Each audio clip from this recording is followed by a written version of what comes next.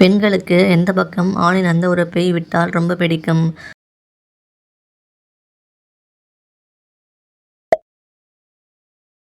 ஒரு பெண் ஒரே நேரத்தில் எத்தனை ஆண்களுடன் உடலுறவு செய்ய முடியும்?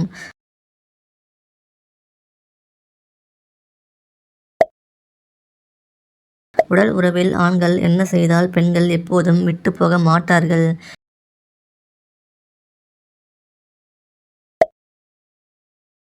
கைப்பழக்கம் செய்யாத பெண்களின் அந்த உறுப்பு எப்படி இருக்கும்?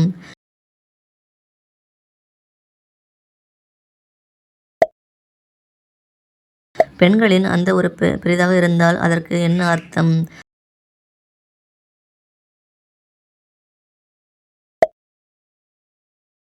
உடல் உறவு முடிந்த பின் பெண்கள் எதிர்பார்ப்பது என்ன?